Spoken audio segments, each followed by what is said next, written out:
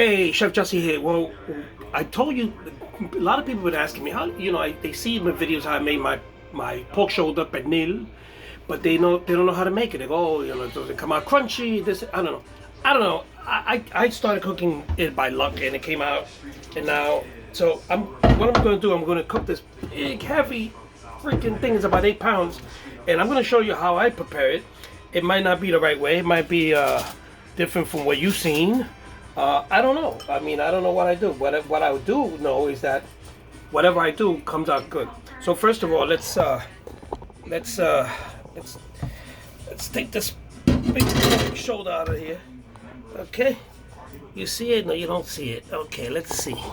You don't see it yet. There we go. So what I'm gonna do? I'm gonna lift up the. I like to lift up the back, the pork, the backing. I like to cut it back. One, because when you put the seasoning up here, it's not going to penetrate the skin. And one, you need some air in here so that when it cooks and the steam escapes and all that good stuff, food science. And then what happens is you get the cuerito, what they call the skin, nice and crunchy, and I'm marinating this today, but I'm actually going to cook this tomorrow. So this is actually tomorrow's dinner. And I'm going to be making some. I'm going to use some of this meat to make some Cuban sandwiches. And okay, so just bear with me a minute here. So I'm cutting. Okay. Now what I did, I had this thing in the. I had this in salt water and priming. I had this for most of the day in salt water, and then I just took it out and I'm going to season it.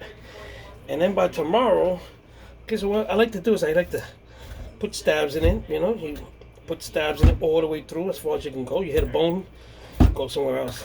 Now I got a mixture here of I got some oregano, I got some garlic powder, I got some salt, pepper, garlic, oregano, what have you, okay? So I'm going to be using some of this sazon with the color. I put some lime juice in here also, some lemon juice, which helps to break up the fiber of the meat, as it's marinating. So, and what I'm gonna do is this, let me show you. Okay, so I'm gonna get this pot here. There we go. And I'm going to start to take my meat. Okay, we can't find a spoon here, huh? Okay. We'll keep going till we find a spoon. Okay. We'll find a spoon one day. There we go.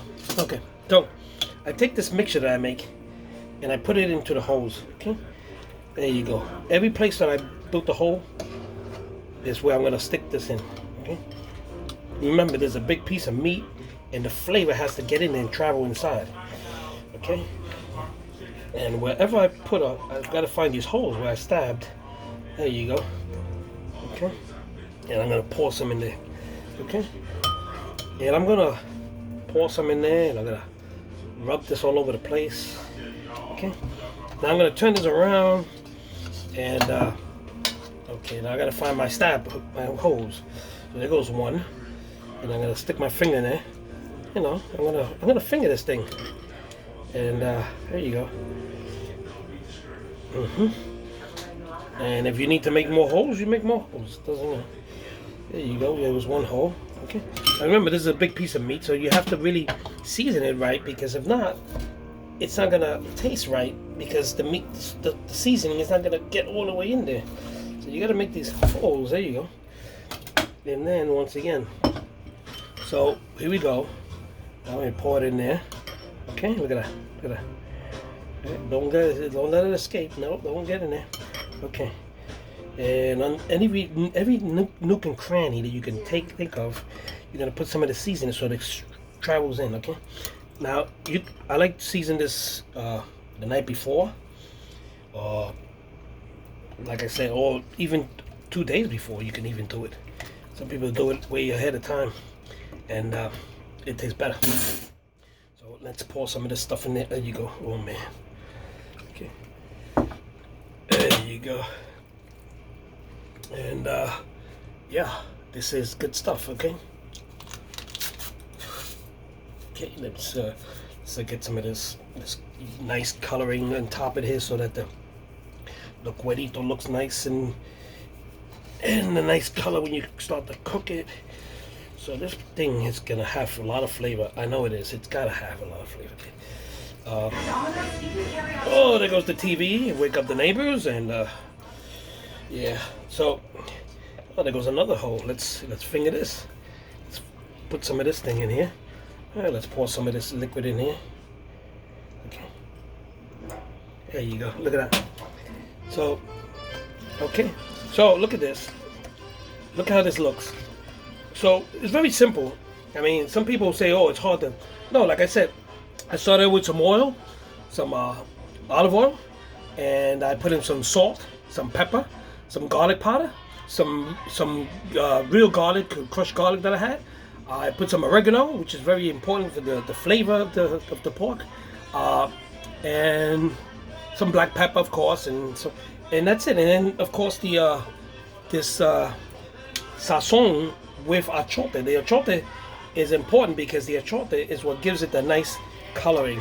Okay, so there we go. So this is going to be marinating all night, and because this is a big piece of pork, I'm going to have to cook it for maybe 4 hours, and I'm going to start cooking it at 4 hours at about 400 for about an hour, and then I'm going to bring it down to 350, 3 to 350, and then I'm going to cook that for maybe, I don't know, maybe 3 hours or so. And but the last hour is the most important, because the last hour I'm going to put it up to 500, and that's when this is going to start getting all nice and crispy, and the air is going to get underneath, and it's going to lift up, and it's going to be nice and crunchy. So, okay, so this stuff is, and don't be scared if you taste this and it tastes too salty. No, it's not. It's, you know, it's gonna. So this is gonna be marinating tonight. Okay, and so the music in the background is called bomba. It's a typical Puerto Rican music, and I thought that it would be appropriate for me preparing this Puerto Rican pork shoulder pernil with some bomba music from Puerto Rico. I don't know. That's me. So there we go. So there we go. Let me give you another touch of this. This is how it looks. Okay, and let me tell you, this tastes delicious. I mean, the flavoring is crazy. Okay, and I'm gonna put this in the refrigerator. And again, tomorrow I'm gonna cook it uncovered. I don't cook this covered. I cook this uncovered, and this is gonna cook for about 5 hours. And you're gonna be with me when I put it in the oven. Okay, so stay tuned. So folks, here we go. Once again, my roast pork. Tomorrow this is gonna be a lot of meat. I'm gonna only use a little bit to make the Cuban sandwiches. So there's gonna be a lot of pork left over. I will probably, Gilbert probably definitely take some for lunch, and whatever's left, I don't know. If some friends want to come by, somebody wants to come by, I don't know. I might go downstairs and give it to the homeless. I might put it into a plate and take it down to the homeless and give it out, because this is a lot of meat, a lot of food for us. Okay, but this is it for tomorrow. So folks, with that said, that's the way I marinate my pernil.